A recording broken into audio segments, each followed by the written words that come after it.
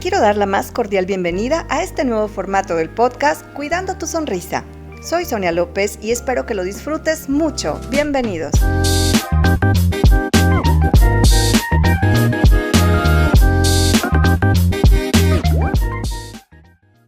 El doctor Jesús Israel Rodríguez Pulido es cirujano dentista con maestría en ciencias odontológicas en el área de periodoncia con implantología oral. Doctorado en educación superior con un fellowship en clínica de disfunción salival, miembro del Sistema Nacional de Investigadores, profesor de periodoncia de la Universidad Autónoma de Nuevo León y actualmente subcoordinador del posgrado de periodoncia y es nuestro invitado del día de hoy. ¡Bravo, doctor! Gracias, doctor. Bienvenido a Cuidando tu Sonrisa, que este podcast que grabamos desde la Dirección de Formación y Desarrollo Profesional y que tiene como fin platicar con especialistas expertos como tú para que nuestros invitados puedan conocer más acerca de cuidar su sonrisa, que tiene que ver con la salud bucal, con la salud sistémica. Bienvenido, doctor. Muchas gracias, doctora. Un placer estar aquí con usted. Por fin coincidimos. Contigo. Sí. Contigo. Muchas gracias. Entonces, gracias, doctor Jesús Israel. Oye, primero te quiero preguntar, gracias primero por aceptar la invitación. Vamos a ver un tema maravilloso el día de hoy, que es los factores de riesgo para ocasionar enfermedad periodontal. Y primero, antes de entrar en esto, el doctor es experto en este tema, es actualmente el subcoordinador del posgrado, entonces seguramente va a contestar a todas nuestras dudas. Pero primero cuéntanos, doctor, ¿cómo llegas a la odontología y a la periodoncia? La verdad es que es muy extraño. Yo nunca quise ser dentista, no hay ningún dentista en mi familia. Yo siempre fui muy bueno en la química. Siempre dije que iba a ser ingeniero químico, licenciado en química industrial. Era buenísimo en la química orgánica. Me encantaba todo lo del benceno, todas esas cosas. Entonces, en una materia ya en el último semestre de la preparatoria, mi maestra de orientación vocacional nos encarga una tarea de estudiar todas las carreras, documentarse, ver videos y pues proponer otras carreras que te gusten aparte de la que habías elegido principalmente. Claro. Entonces yo me acuerdo perfecto el plan de estudios que estaba viendo de odontología y me acuerdo la materia de anestesiología y la materia de prótesis removible. Y lo veía muy lejano y yo decía, es que yo jamás voy a poder anestesiar, no me veo haciendo eso. Me veo entrando en esa situación. No, pero me llamaba mucho el plan de estudios. Entonces, una de mis mejores amigas ahí en la preparatoria, sus mejores amigos estaban en odontología. Uh-huh. Y me dijo, te voy a contactar con ellos para que platiques y me digas, que le digas tus inquietudes. Entonces, ellos la verdad es que me orientaron y pues bueno, me empezó a llamar la carrera y fue cuando dije, bueno, pues voy por odontología. Y ahora, bueno, ya el anestesiar es de día a día y hacemos cosas más complejas, ¿verdad? Pero esa es mi razón de odontología. Oye, fíjate que lo que nos cuentas es muy valioso. Yo te agradezco mucho que nos compartas esto tan personal de tu vida. Bueno, primero quiero decirte que la mayoría de los que he entrevistado aquí me dicen lo mismo. Yo no pensaba ser odontólogo, no tengo odontólogos en la familia. O sea que muchos venimos a esta carrera por muchas circunstancias, pero me queda muy claro que tenías muchas cualidades para hacerlo y que lo haces maravilloso y que eres un profesional comprometido, inteligente, responsable, súper capaz. Y aparte con un corazón y una calidad humana que es maravilloso para atender pacientes, el doctor. Gracias. Me queda claro que estás en el lugar correcto, pero sí se parece mucho a la historia de otros y te quiero preguntar, ¿en qué momento decides? Bueno, fíjate, aparte esto que nos compartes es bien valioso para que lo escuchen los jóvenes, sí. Porque de repente llegan a esta etapa donde tienen que decidir, sí. Y no siempre es en el área que te va mejor, sino que tienes que también buscar esta parte de tu corazón, que te sientas feliz con lo que haces, ¿no? Que es lo que nos pasa a nosotros en el día a día. Y te quiero preguntar, ¿cómo llegas a periodoncia? A perio, bueno, también muy curioso, empecé estudiando odontología y me acuerdo en quinto semestre la materia de periodoncia 1, teórico, claro. Tenía una maestra buenísima, dando clase, ella con un tono de voz que te enamoraba, la materia era muy bonita, todo clasificado, ordenado y pues yo toda mi vida he sido como muy organizado, muy pulcro, limpio y no sé, como que me identifiqué por ese camino. Ya cuando llegué a la clínica, pues bueno, me gustó aún más. Después hice el servicio social en el posgrado de perio Estuve ahí y pues ya que vi las cirugías dije, bueno, esto sí es a lo que me quiero dedicar toda mi vida. Aparte luego también me gustaba ser maestro, y luego fui cambiando a ingeniero químico y bueno, gracias a Dios puedo hacer las dos cosas, como quiera, dentista y maestro. Claro, no, y lo haces maravilloso, doctor. Eres un maestro muy querido. Así que bueno, nos da mucho gusto que estés aquí con nosotros. Oye, pues si quieres, entramos ya de lleno a las preguntas. Te quiero preguntar, ¿qué es la enfermedad periodontal?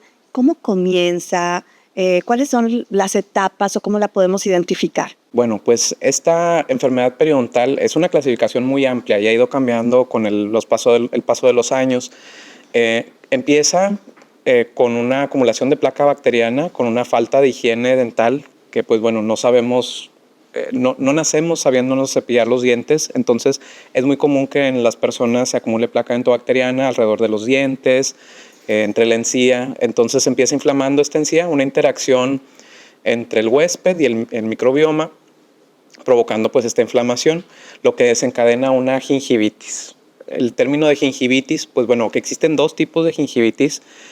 La gingivitis inducida por placa precisamente es pues provocada por la placa dentobacteriana, provocando pues un enrojecimiento, cambio de color, textura, la encía se vuelve lisa, hay algo de agrandamiento, movilidad, una friabilidad de la encía, sangrado, que es uno de los signos más tempranos de aparición.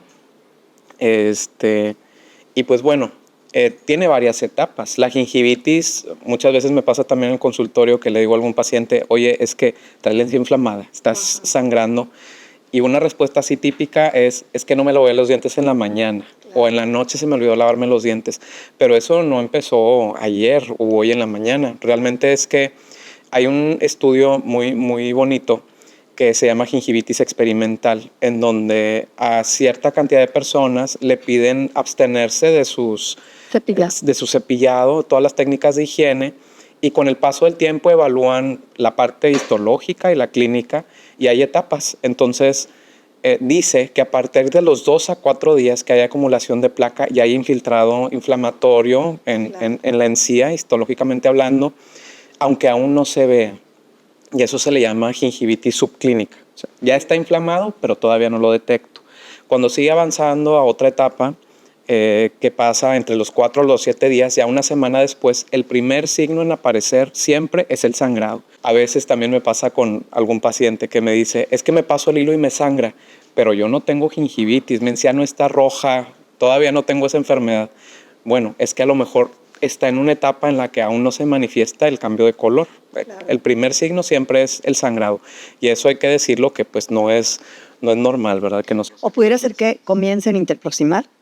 También, siempre empieza en la papila, se va recorriendo a la encía marginal, que es en la parte de los cuellos de los dientes, y va migrando hacia la encía insertada, que es la parte pues más voluminosa de la encía, por llamarlo de alguna manera, pero siempre empieza en interproximal entre diente y diente. Muy bien. Oye, doctor, y ahorita que platicabas sobre la microbiota, ¿qué papel juega? ¿Cómo afecta la microbiota en esta enfermedad?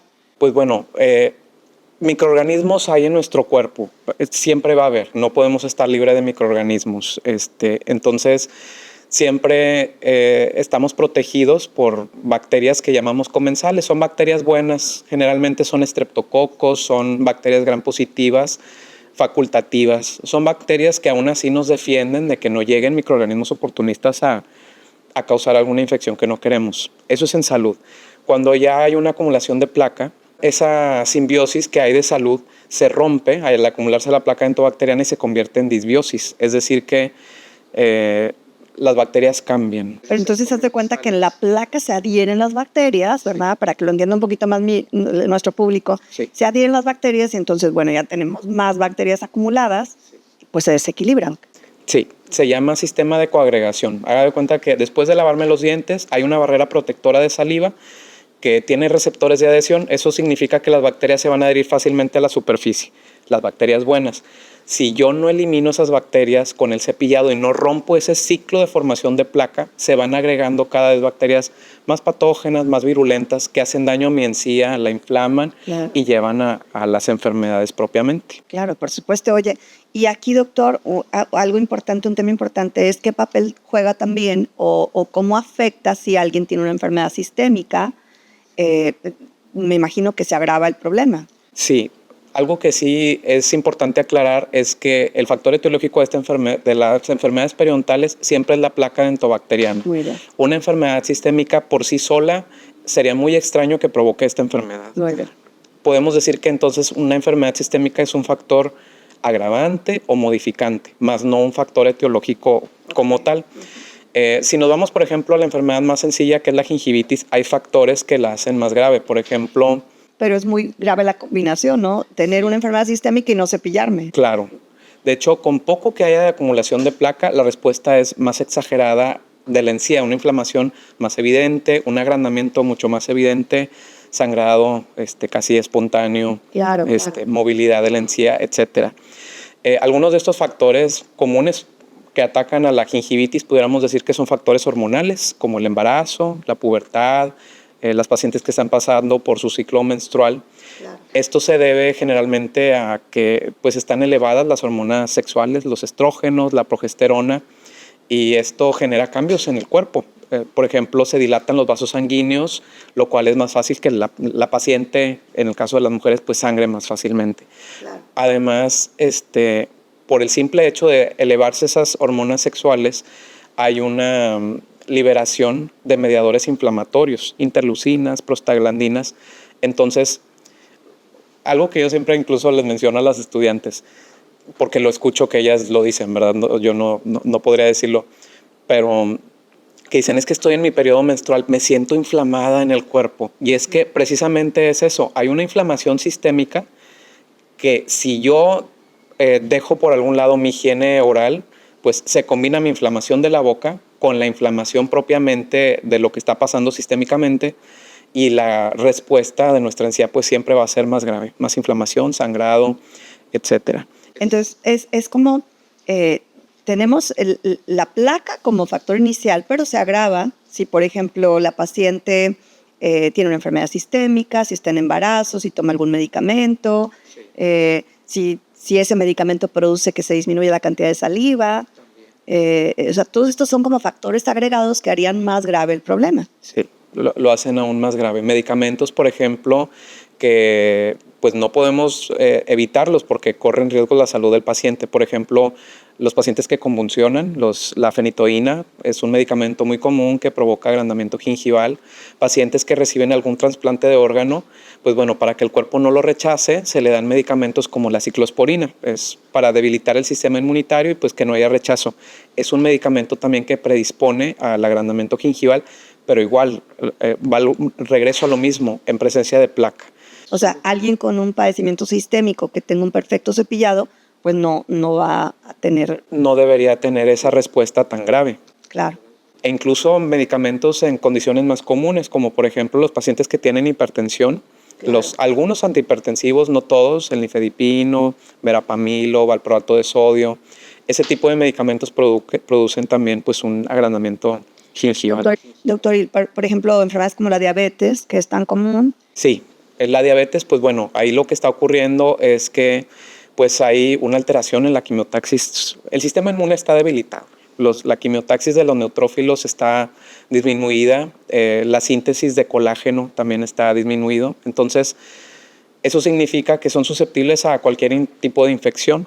Entonces, cuando un paciente tiene placa dentobacteriana, pues es muy fácil que se desarrolle una gingivitis y es muy evidente, un agrandamiento muy, muy marcado, sobre todo en el tipo de diabetes que es insulino dependiente. Es aún más grave que en aquellos casos que pues es inducido por un desbalance más bien de la insulina, por la dieta. Pues excelente todo esto que nos compartes, doctor. Entonces, retomando, los factores que pueden causar la enfermedad periodontal se clasifican en varios, entre ellos los factores locales, como ya vimos que es el acúmulo de placa.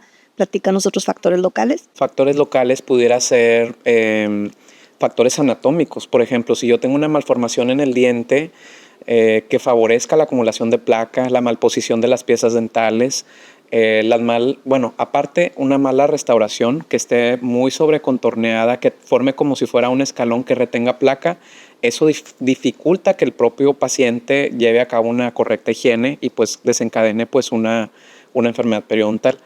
La aparatología de ortodoncia. De hecho, una contraindicación a mi punto de vista como periodoncista, para colocar el aparato de ortodoncia es un mal control de placa. O sea, si tú como paciente tienes mala higiene, una mala técnica de cepillado de hilo dental, sin tener brackets, pues ahora si no lo corrijo y te pongo brackets, pues definitivamente eso va a ser peor. Fíjate lo importante que estás diciendo, perdón, que te interrumpí, pero me emociona lo que dices porque paciente que va a recibir ortodoncia debería tener como un examen de aprobación. Sí. O sea, si no aprobaste tu técnica de cepillado, el manejo del hilo, no podrías pasar al siguiente paso. Es como si no tienes licencia, no manejas. Sí. Entonces sería como un requisito maravilloso pedir que el paciente tuviera estas habilidades, porque aparte son habilidades y destrezas que se adquieren para manejar el hilo, por ejemplo. Sí. O sea, quien no ha manejado el hilo en su vida tiene que tener esa habilidad y practicarlo mucho. Practicarlo. De hecho, hay un artículo bien bonito que dice que para que un paciente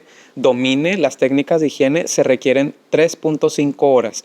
Y eso no significa que lo voy a tener sentado conmigo 3 horas. Significa que en cada cita es dedicarle un poquito de tiempo, unos 10 minutos, y refuerzo en la siguiente, y refuerzo, y la suma de esos minutos acumulan para que el paciente se vuelva todo un experto. Oye, este es un mensaje para los ortodoncistas. Sí. Pídanme la licencia para poder manejar, ¿verdad? Claro. ¿Qué sabes qué pasa? Que se ahorra problemas el ortodoncista, se ahorra problemas el paciente y el perio, o sea, todo el mundo trabajando en el bien del paciente, en el proceso correcto que debiera ser. Yeah. Pero incluso para alguna restauración también, doctor, o para aprender, por ejemplo, a limpiar algo que tengas nuevo en tu boca, una corona, algo que tengas que recibir, ¿verdad? Y aquí hablábamos de las restauraciones defectuosas, que dices, oye, si tengo una mala restauración que me acumula placa, pues aunque yo tenga una muy buena técnica de cepillado, entonces imagínate agravado con un proceso hormonal, que es otro de los factores de riesgo, Sí. una enfermedad sistémica o un proceso hormonal como embarazo. Embarazo, ciclo menstrual. Sí, es nuestro deber siempre como dentistas colocar una restauración correctamente, pero aparte enseñarlo a limpiarlo. Por ejemplo, un puente que tiene ausencia de un diente, un órgano dental, pues bueno, ¿cómo se va a pasar el hilo en esa zona? Hay dispositivos especiales para limpiarlos, como son los enhebradores de hilo, hilos que ya son como los de ortodoncia, que trae como una pequeña agujita.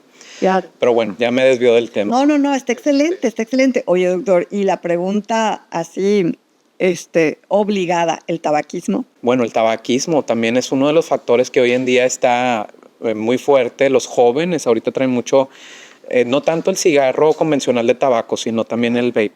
Pero bueno, el tabaquismo pues es la adicción al consumo de tabaco por la nicotina que genera esa adicción. Y pues bueno, en sí el tabaquismo genera muchos cambios en la boca. Produce vasoconstricción, es decir, que los vasos sanguíneos se constriñen. Ajá. Eso hace que haya una hipoxia, es decir, no le llegue suficiente oxígeno a los tejidos, lo cual trae consecuencias como una mala respuesta de cicatrización. Los tratamientos generalmente no funcionan correctamente, es difícil eliminar bolsas periodontales, no tenemos una buena inserción de nuevo a la encía. Generalmente la enfermedad persiste cuando el paciente fuma. Entonces es recomendable que el paciente siempre deje de fumar. Primero que deje de fumar, sí, ¿verdad? Y segundo que pase su examen de cepillado y de hilo dental, ¿verdad? De manejo de hilo dental. Oye, doctor, pues súper importante esto que no sé. Bueno, el tabaquismo no solo te produce enfermedad periodontal, sabemos pues lo dañino que puede llegar a ser. Fíjate, ayer hablábamos de estos que son los factores locales, ¿verdad? El tabaquismo, pero hablábamos también del estrés y todo esto, la parte emocional, ¿qué papel juega? Bueno, es que aunque parezca así muy, muy absurdo pensar que el estrés pudiera causar algún tipo de problema en nuestra boca, no es así. Yo quiero hablar de una experiencia así muy personal mía, en donde el año pasado pasé por un proceso de estrés, que uno dice, bueno, estoy estresado. Bueno, el nivel de estrés es diferente a cuando ya dices, estoy en un proceso ansioso. Y platicando con un amigo que es psiquiatra, me dice, es que el estrés es inflamación celular. Le digo, es que yo siento que mi encía está inflamada y un poquito las papilas, pero tengo mi higiene y me paso el hilo y el Waterpik, que es un irrigador de agua, dice es que el estrés es inflamación celular. Entonces lo que está pasando con el estrés es que se altera una hormona que es el cortisol. Wow. El cortisol lo que hace es que disminuye el sistema inmunitario, entonces me hace susceptible a infecciones y aparte se liberan mediadores inflamatorios, interleucinas y otras cosas. Entonces ahí tiene dos cosas bien importantes. Mi sistema inmune está debilitado, pero al mismo tiempo hay más inflamación. Entonces, si yo combino mi estrés con la inflamación por la placa presente, la enfermedad pues va a ser mucho más grave. También ocurre en los pacientes con depresión. Igual, ahí no hay motivación para absolutamente nada. Entonces, si no me quiero a veces levantar de la cama, menos me voy a querer lavar los dientes. Entonces, aparte, hay igual una inflamación sistémica, liberación de mediadores inflamatorios que se combina con la parte oral y pues compromete ahí la enfermedad. Pues muy interesante esto que nos platicas del estrés y de la depresión, que por supuesto juegan un papel importante, muy, muy valiosa esta información. Oye, doctor, otra pregunta. ¿Existen desórdenes genéticos que pudieran favorecer la enfermedad periodontal? Sí, hay factores que son adquiridos y que favorecen a la enfermedad periodontal. Por ejemplo, la obesidad, la artritis reumatoide, el estrés, enfermedades debilitantes del sistema inmune como el VIH y la diabetes. Eso significa que es algo que yo puedo modificar si yo tengo un buen tratamiento. La hace más grave. Pero hay enfermedades que son genéticas, son desórdenes genéticos que, pues bueno, ya nací con eso. Y es una lista bastante amplia, por cierto. Y de hecho es un diagnóstico así como tal. Se llama periodontitis como manifestación de enfermedad sistémica. Eso significa que por el simple hecho de nacer con ese síndrome, yo ya soy predisponente a tener periodontitis. Por poner algunos ejemplos, son síndromes raros, pero síndrome de Papillon-Lefebvre, de Akigashi. Uno muy común es el síndrome de Down. El síndrome de Down pues tiene alterado su sistema inmunitario. Las células de defensa no funcionan correctamente. Claro. Aparte, cada paciente es diferente, pero pudiera haber algún grado de retraso que aparte dificulta la higiene. Entonces, la predisposición de la enfermedad periodontal es bastante favorecedora por esta cuestión genética. Claro, claro. Doctor, ¿la edad es un factor de riesgo? No como tal, no por decir ya soy adulto me pone en riesgo a tener periodontitis. Hay casos incluso... Pero sí vemos que en los niños... Casi no hay. Muy pocas veces la encontramos. Muy pocas veces. Aunque no se cepille el chamaco, ¿verdad? Sí, es algo muy extraño. Gingivitis pudiera ser, pero enfermedad periodontal sería algo muy extraño. Hay algunos reportes, de hecho en la clasificación anterior se llamaba como periodontitis agresiva. Generalmente se daba en pacientes adolescentes, alrededor de la pubertad. Son casos extraños en los cuales de hecho se afectaban los primeros molares e incisivos permanentes. Tenían una pérdida de hueso muy rápida, una destrucción avanzada, movilidad de las piezas y podía avanzar a convertirse algo más generalizado. Claro. Pero estaba más asociado con una bacteria que se llama Agregatibacter actinomycetum comitans. Madre mía. Así como suena es lo que provoca. Wow. Entonces, esta debilita el sistema inmunitario, pero localmente. Sí. Entonces, es lo que provoca una gran destrucción. Hoy en día falta evidencia como para ver si realmente la edad juega un papel importante. O la aparición de estas bacterias. Sí. Que tendría más razón, más lógica. Más lógica. Oye, doctor, y bueno, ya hemos platicado de los factores de riesgo y de lo que es la enfermedad periodontal, pero sí sería muy importante que nuestro público supiera en qué consiste el tratamiento periodontal y cuáles son las medidas preventivas puntuales que deberíamos tener para evitarla. Sí, pues el tratamiento de perio no es algo de una sola cita, lleva un proceso largo porque la enfermedad propiamente así lo amerita, pero consta de 4 fases principales y generalmente deben ir por orden. Bueno, deben ir por orden. La primera le llamamos fase sistémica y va de la mano con lo que estamos hablando de los factores de riesgo. La fase sistémica significa conocer a mi paciente y ver que sea realmente apto para recibir el tratamiento periodontal. O sea, que sea un paciente que si tiene alguna enfermedad, que esté controlado, asegurarme con sus exámenes de laboratorio pertinentes, si es necesario alguna carta de médico, interconsulta, etcétera, que me garantice que mi paciente está seguro para recibir atención dental. Exacto. Muy bien. Una vez que pasé con esta fase sistémica, pasa propiamente al tratamiento de perio. Empezamos con un tratamiento muy sencillo y menos invasivo que se llama tratamiento periodontal no quirúrgico, en donde hacemos, por llamarlo de una manera sencilla, una serie de limpiezas superficiales y unas más profundas, en donde limpiamos todo lo que está causando pues, esta inflamación e irritación de la encía y del hueso. Claro. Limpiezas profundas, limpiezas más superficiales. O sea, retirar la placa, el sarro, lo que esté acumulado, que esté causando la inflamación. La inflamación, la pérdida de hueso. Una vez que se realice ese tratamiento, hay que dejar cicatrizar al paciente. Muy bien. Al menos mes y medio, y volver a tomar unas medidas de la encía para ver los cambios. Claro. Esperando siempre lo mejor para el paciente. Pero habrá casos en los que, pues, a pesar de que hagamos nuestros mejores esfuerzos, porque es una suma del odontólogo como con el paciente. El trabajo de ese equipo. Ese equipo. A veces la enfermedad no se elimina al 100% y puede quedar sitios enfermos. Pero eso no es problema del tratamiento. A lo mejor estaba enfermo toda la boca y ya quedan sitios ya más específicos que muy seguramente sea necesario realizar alguna cirugía pequeña, no invasiva, para eliminar la enfermedad periodontal ya de manera definitiva. Y finalmente, algo bien importante para todos los pacientes es que es la fase de mantenimiento. Yo se los explico así. Es como cuando llevamos al carro a mantenimiento. Claro. Cada cierto tiempo, ¿qué le checamos? Los filtros, el aire, el aceite, las llantas. Es lo mismo. Ya te dejé sano. Mi objetivo ahora es mantenerte sano mediante citas de control. Reviso tu encía, qué tan profunda está, el sangrado, la placa. Y son citas, por decirlo así, de por vida. Es que debería ser en toda la odontología. Sí. O sea, nunca deberíamos dar de alta al paciente porque siempre hay cosas que podemos reforzar. Y siempre hay preguntas que podemos, dudas que podemos solucionar.